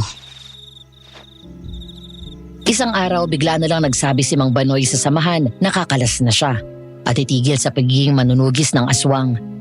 Ilang linggo siyang nagkulong sa bahay niya hanggang sa nabalitaan ni Aling Bering na nagkasakit na si Mang Banoy. Kaya naman nagpasya si Aling Bering na dalawin ng kaibigan para ipagluto at bigyan ng halamang gamot. Ano ba namang kalat ang bahay mo? Ang baho na dito ah. Kaya ka nagkakasakit eh. Ano ba, Bere? Tigilan mo yung paghawi na kurtina nakakasilaw. Kailangan mong maarawan. Paupo ka. Kainin mo itong tinolang manok na dinala ko. Nagkatay ako ng isa sa mga native na manok ko. Nagabala ka pa. Abay, sino pang magdadamayan kundi tayo magkaibigan? Salamat, Bere. Nang matapos kumain si Mang Banoy ay pinunasan siya ni Aling Bering. Pagkatapos ay nilinis niya ang buong bahay nito at ipinaglaba. Pagdating ng hapon nung pauwi na si Aling Bering, nakiusap si Mang Banoy na mag-usap silang dalawa. Ganito ba ang lungkot na nararamdaman mo nung nawala sina Rogelio at Estrella? Nung umalis sila, gawa ko. Dahil sa galit na galit ako at nagbanta pang papatayin ko sila. Hindi kita naiintindihan, Banoy. Nalulungkot ako, Bere. Nagsisisi. Napagtanto ko na sobra ang kalupitan ko sa ating kaibigan. Hindi ko man lang sila binigyan ni Estrella ng magkakataon na ipakita sa akin ang katotohanan sa sinasabi nila. Hindi sila kumakain ng tao. Nauunawaan naman nila ang pinagdadaanan mo. Batid nila na kaya sobra ang galit mo sa mga aswang ay dahil sa nangyari sa nakababata mong kapatid. Pero mali na basta ko lang sila inusgahan, hindi ba? Sabihin mo sa akin, Bering, talaga bang hindi sila kumakain ng tao? Napatunayan mo ba? Oo, mga isda at hayop sa bukid ang kinakain nila. Gusto kong humingi ng tawad kina Rogelio at Estrella. Nagsisisi ako sa mga ginawa ko sa kanila. Dahil sa loob ng isipan ko, itinaboy ko sila. Nahabag si Aling Bering kay Mang Banoy at ikinatuwa din niya na nagbago na si Mang Banoy. Kaya naman ang gabing yon, dinalaw niya ang kanyang mga kaibigan. Nabigla pa nga si Estrella nung mapagbuksan siya ng pintuan. Ay, magandang gabi, Estrella. Nandiyan ba si Rogelio? Wala. Alam mo na, tinuturuan na niyang kumuha ng pagkain nila ang mga bata. Si Aurora lang nga nandito. May sadya ka ba sa kanya? Ang totoo niyan, ang sadya ko ay sa inyong dalawa. Bakit? May problema ba? Oh, halika, tuloy ka. Pag-usapan natin. Upo ka. Gusto mo ba ng maiinom? Hindi problema kung hindi magandang balita ang dala ko. Ah, siya nga. Ano magandang balita naman yan? Gusto ni Banoy na makipagbati na sa inyong dalawa. Hindi nga. Talaga ba? Oo, bay naiyak pa nga siya nang kausapin niya ako eh. Pinagsisisihan niya na raw ang ginawa niya sa inyo noon. Bala ko siyang dalhin dito para magkausap-usap tayo. Pero bago ko gawin yon, gusto ko munang kunin ang permiso ninyo ni Rogelio. Oo. Bakit naman hindi? Sige, dalhin mo siya dito. Naku, sigurado matutuwa ng sobra si Rogelio sa balitang to. Umuwi si Aling Bering na puno ng saya ang puso dahil sa wakas ay mabubuo na ulit silang magkakaibigan. Balak sana niyang puntahan si Mang Banoy kinabukasan pero may biglaang nanghingi ng tulong niya kaya gabi na siya nakapunta. Pero wala siyang dinatnan sa bahay ni Mang Banoy. Bigla ang sipa ng kaba sa dibdib niya. Lakad takbo ang ginawa niya, pinuntahan ang bahay ni Rogelio at Estrella. Nanrimarim siya sa dinatnan. Patay na ang dalawang bata at si Rogelio. Habang si Estrella naman ay nakalugmok sa sahig at tinututukan ni Mang Banoy ng shotgun. Nakahagip ni Aling Bering ang 2x2 at hinataw si Mang Banoy. Katapusan mo na, aswang! Bering, dumating ka. Tayo na, Estrella. Sumama ka sa akin. Bere! Traitor ka! Takbo! Nanakbo sila ni Estrella sa kakahuyan.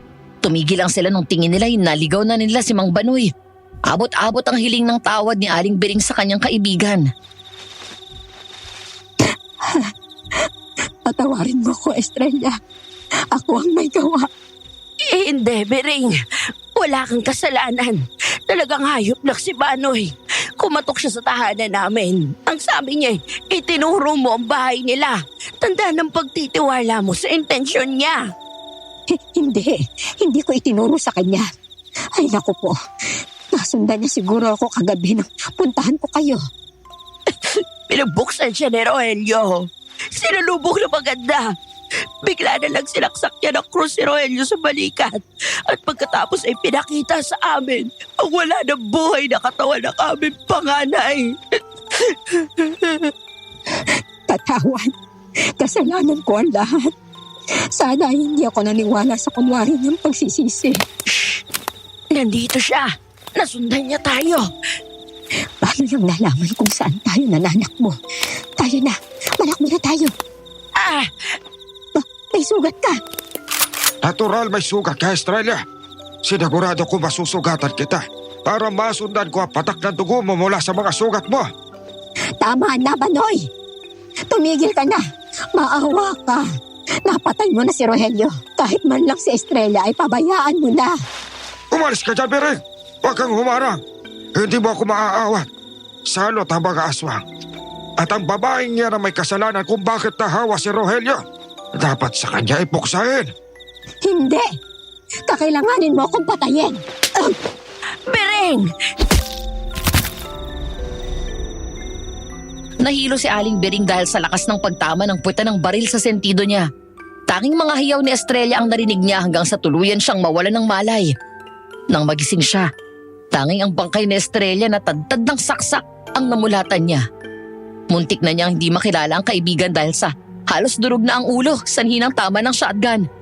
Balik sa kasalukuyan sa loob ng bahay ni Rogelio at Estrella, nag-uunahang pumatak ang luha sa mata ko. Namalayan ko na lang na umiiyak na pala ako nang maramdaman ko ang mainit na likidong pumapatak sa mga kamay ko na nakapatong sa aking hita. Matapos ang gabing iyon, inisip ko na lahat ng pamilya ni Estrella at Rogelio ay napasalang ni Banoy. Pero mali ako dahil paglipas ng ilang araw, nakita kong may ipinapaampong tuta ang barangay.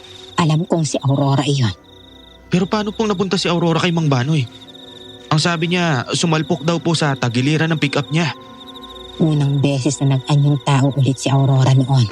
Nagsisisigaw siya. Ang tanging laman ng isipan niya ay ang gabing pinaslang ang pamilya niya. Sinikap ko siyang habulin. Pero nakatakbo na siya. Nakita ko na lang na binubuhat siya ni Banoy. At naisip ninyo na mas mabuti na mapagkamalan siya ni Mang Banoy na isang ligaw na bata na walang alaala kaysa naman sa mapatay siya. Ganun na nga. Pero mali na naman ako. Dahil mulat sa pool pala ay alam ni Banoy kung ano talaga si Aurora. At kung ako ang tatanungin, mukhang sinisikap talaga ni Banoy na buhayin ang brutal na pagkatao ni Aurora. Nagpasya kaming bumalik ni Tommy sa bahay. Balak namin kumprontahin si Mang Banoy. Inisip namin na ano bang magagawa ng isang 70 years old na matanda. Kung pagtulungan namin siya, pwede namin siyang igapos para hindi siya makagawa pa ng kahit ano. Pero pagdating namin sa bahay, wala si Mang Banoy. Anong sabi ni Henry? Hindi daw niya nakita si Mang Banoy na umuwi eh. Nasaan naman kaya ang huklubang yun? Baka mamaya may masama na naman binabalak sa kung kanino. Ano kaya kung bumalik na lang tayo kay Aling Bering? Doon na lang tayo makitulog. Kung sa bagay tama ka. Dahil kung dito tayo matutulog, baka pagising natin, nakagapos na tayo at iniihaw na matandang yun. Pero pagbalik namin kay Aling Bering, nanlaki ang mga ulo namin. Wasak ang pinto ng bahay at parang pinasok ng buhawi ang loob. Nakahandusay si Aling Bering sa sahig at putok ang noo. Tinakala talaga namin na wala na si Aling Bering nun. Pero nang pusuhan siya ni Tommy, nalaman naming buhay pa siya at nawalan lang siya ng malay. Pagbalik ng ulirat ni Aling Bering, Kumusta po? Ano pong nararamdaman ninyo? Naku, Tommy, Alisa, dumating dito si Banoy. Kinuha niya si Aurora. Pinipigilan ko siya pero bigo ako. Wala akong nagawa sa lakas niya. May ideya ba kayo kung saan pwedeng dalhin ni Mang Banoy si Aurora? Wala. Saan kaya natin sila hanapin? Habang nagtatagal tayo dito, lalo lumalaki ang tsansa na matupad ang gustong mangyari ng Mang Banoy. Ayun, naalala ko na. May maliit na kubo si Banoy, malapit sa lawa. Minsan lang niya akong isinama roon. Pero tanda kong sinabi niya na kapag may mahahalaga siyang gagawin, doon siya pupunta. gusto man naming iwan si Aling Bering pero nagpumilit siya at sinabing hindi namin mararating yung lugar kung di namin siya kasama. At tama nga siya, dahil kinailangan pa naming magbangka. Pagkatapos ng ilang minutong biyahe, Dumaong na kami at natanaw namin ang isang kubo. Ganon na lang ang karipas ng takbo ni Tommy patungo sa naturang kubo nang marinig namin ang tili ni Aurora. Inabutan namin si Tommy na nasa loob ng kubo. Nakalutang sa ere habang sakal-sakal ni Mang Banoy. Banoy, bitiwan mo si Tommy. Ano ito? Paano? Nabigla ka ba, Liza? Na isang 60 anyos na kagaya ko ay kaya ito? Tatay Banoy, parang awa mo na. Huwag mo saktan si Tommy. Manahimik ka dyan! Huwag mo ako matawag-tawag na tatay. Hindi kita anak. Kailanman na hindi ako magiging tatay ng aswang na kagaya mo. Hindi ako aswang. Tao ako. Tatay, tama na po to. Umuwi na tayo. Ayoko dito. Nakagapo si Aurora habang nakaluhod sa telang may mga simbolo na hindi ko lubos na nauunawaan. Tapos may nakasabit na naghihingalong baboy sa harapan niya. Nang sumubok akong lapitan si Aurora para pakawalan siya, biglang isinalya ni Mang Banoy si Tommy sa sulok ng kubo. Dahilan para tumama siya sa konkretong haligi na nandun. Pagkatapos ay ako naman ang hinarap niya. Hindi normal ang bilis niya. Parang hindi siya tao. Lalong parang hindi matanda. Dinaluhong niya ako ng sakal na ikinatumba ko. Kung nananahimik na lang kayo at inayaan nyo na lang ako sa dapat kong gawin, wala sana masasaktan. Mang Banoy, magunos dili ho kayo. Tay, wag! Alam ko po, hindi kayo masama. Bitawan niyo po si Alisa. Huwag kayong manakit. Wala nang masasaktan kung gagawin mo lang ang gusto ko. Magkadyukas, wag ka na! Tama na, Banoy. Itigil mo na ito. Huwag mo nang idamay ang bunsong anak ni na Estrella at Rogelio sa galit mo. Wala siyang kasalanan sa iyo. Ayun! Alam mo rin pala't simulat sa pola pagkatao ni Aurora. Pero nagkunwari kang walang alam. Ano? Sabihin mo sa akin, Bire. Siya rin si Tala, hindi ba? Oo, siya nga. Hipokrita. Nagkukunwari kapag nag-aalala para sa kanya. Pero ayan ka at pinababayaan mo siya sa pilit ko. Ako na walang ibang gustong gawin kundi paslangin ang mga kauri niya. Hindi ako nakialam dahil umasa ako nagbago ka na. Pero muli nagkamali na naman ako. Wala kang ibang gusto kundi ang manakit. Ang ipakita ang pagiging brutal at kasadistahan mo sa mga aswang. Habang nagtatalo ang dalawang matanda ay nakita kong dahan-dahang bumangon si Tommy. Kinuha niya ang kahoy na malapit sa kanya at sinugod ng palo si Mang Banoy. Pero wala yung nagawa. Bagkus ay nabaliw na parang tingting. Nang salagin niyo ni Mang Banoy gamit lang ang kanyang braso. Bobo! Hindi mo ako masasaktan gamit yan! Ano, Aurora? Hindi ka pa masusuko. Hindi mo pa ba tatanggapin sa sarili mo na gusto mo kainin ang buhay na inaalay na yan? Hayaan mo na lang bang mawala ulit ang lahat sa'yo? Tama na, Banoy. Huwag mong gawin yan. Ako ang nagbigay sa'yo ng pilat na yan sa kanang balikat mo. Ako ang pumatay sa mga magulang mo. Tandaan mo ang gabing yon. Ang gabing pinaslang ko si Estrella sa harapan mo.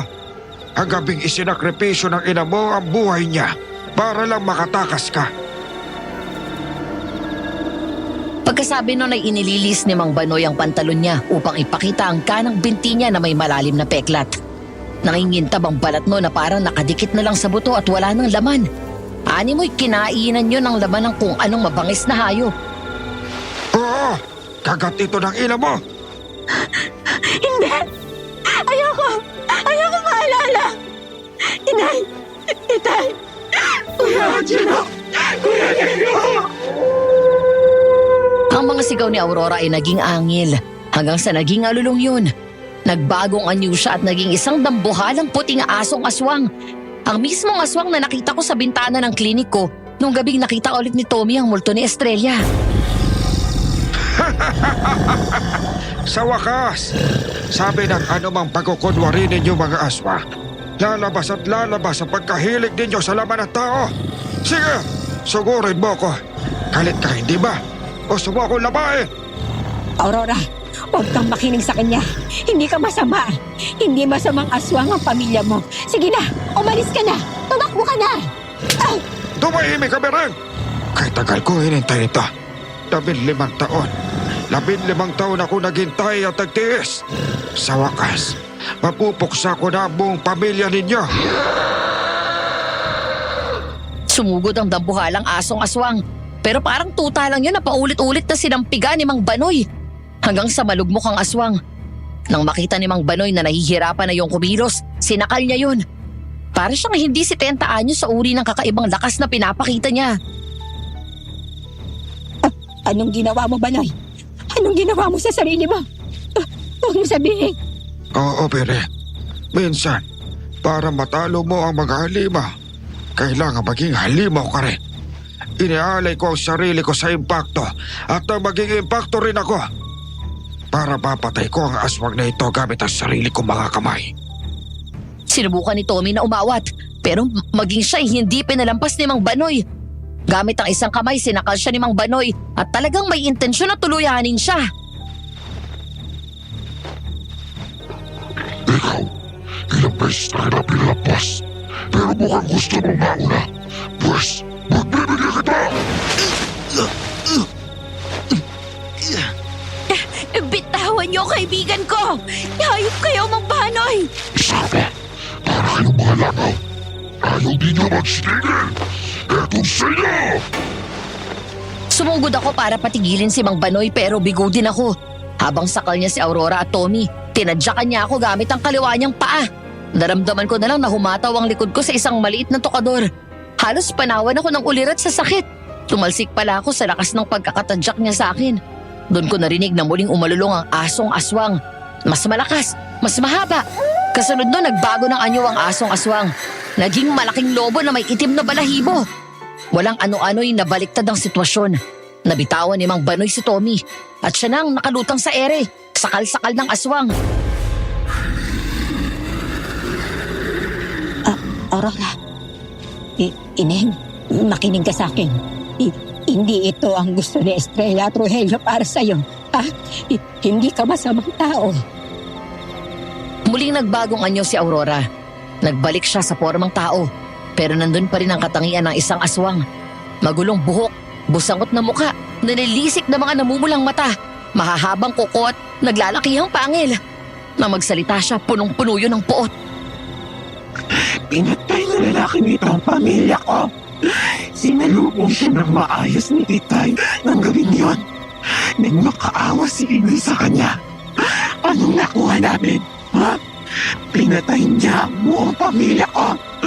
Ayop ka, Banoy. Ikaw ang unang tao na lalapain ka. Huwag, Aurora! Walang pag-aalinlangan humarang si Aling Biring sa pagitan ng dalawa at niyakap niya si Aurora ng buong higpit. Pero malakas si Aurora. Hindi siya kayang pigilan ni Aling Biring. Maaabot siya si Mang Banoy. Kaya naman nakitulong na kami ni Tommy. Isang malakas na hiyawang kumawala kay Aurora. Ayop kang matanda ka. Hindi kita mapapatawad hanggang sa kanilang buhay. Ana, Aurora. Nandito kami para sa iyo. Hindi mo kailangang ibigay ang gusto ni Mang Banoy para makaganti ka. Pagbabayarin natin siya, pero hindi sa pagsuko mo sa dugong aswang mo. Tama si Tommy. Hindi mo kailangan kumain ng tao para makaganti. Alam kong hindi yun nanaisin ng aking mga kaibigan para sa iyo na kanilang anak. Napigil namin na makapatay si Aurora. Pero sa pagpigil namin sa kanya, nakuha ni Mang Banoy ang makatakas. Huli na ng mamalaya naming nakapuslit siya. Dahil wala naman na kaming magagawa sa kubong yun, nagpasya na kaming umalis nung tuluyan ng kumalma si Aurora. Pero hindi pa pala tapos ang problema. Dahil nung papasakay na kami sa bangka, biglang sumulpot si Mang Banoy na nagtatago lang pala sa malapit at sadyang inaabangan lang kami. Patay ka na, aswang! Aurora! Aling Biring! Bago pa kami nakaawat ni Tommy, kumarang na si Aling Biring at siyang sumambot ng kris ni Mang Banoy. Sa balikat tinamaan ng saksak si Aling Biring. At sa pagtataka namin, sa halip na lumayo siya kay Mang Banoy ay niyakap niya yun ng ubod higpit at umusal ng latin. Dinukot niya ang dugo na umaagos mula sa sugat niya at ikinrus yun sa noo ni Mang Banoy. Sanguine meo, te crucifigo. Alay ang aking dugo. Saksi ang mga espiritu sa paligid at ang elemento ng katubigan. Tinatapos ko na ang kasamaan mo. Binay! Ano ginagawa mo? Ikakamatay mo yan! Bawiin mo!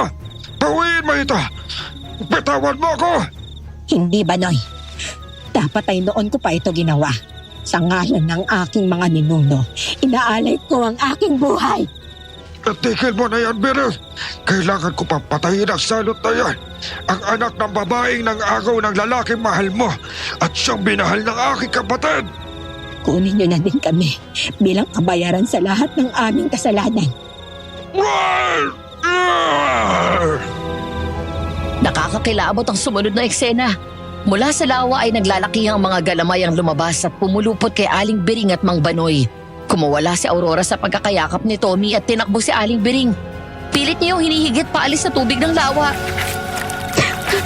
Aling Biring, dito lang kayo. Huwag kayo sumama. Utang na loob, dito lang po kayo. Aurora, masaya ako nakatagpo ka ng mga kaibigang makakasama mo. Hayaan mo na ako, ha? Para naman kapag nakita kami ng mga kaibigan ko, ng mga magulang mo, may masasabi akong magandang nagawa ko para sa anak nila. Hindi! Wag!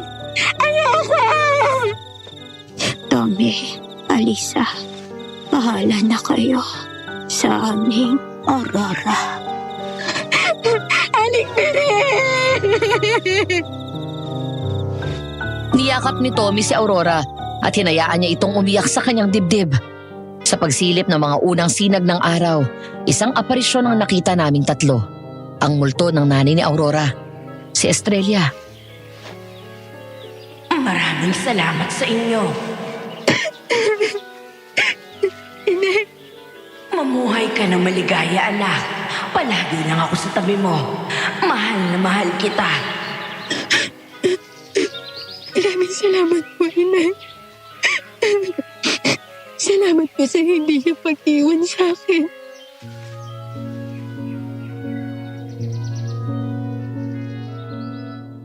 Oo, mga tao kami ng siyensya. Isang doktor at isang veterinarya. Pero ang karanasan namin yon sa probinsya ay hindi namin kayang tatsyahin o ituring na parte ng guni-guni. Matapos ng pangyayaring yon, sinikap naming mabuhay ng normal kasama si Aurora. Di naglaon, in-arranged marriage kaming dalawa ni Tommy ng lalaking yon. Siyempre, hindi laban naming dalawa na ayaw namin sa simbahan. Kaya sawis kami. Natural bitbit namin si Aurora na nasa anyo ni Tala. Dahil sa totoo lang, kasal nilang dalawa yon. Proxy lang ako at nanatiling ganun ang setup namin. Sila ni Aurora at ako naman ay may long-time girlfriend na napakasalan ko na sa Vegas.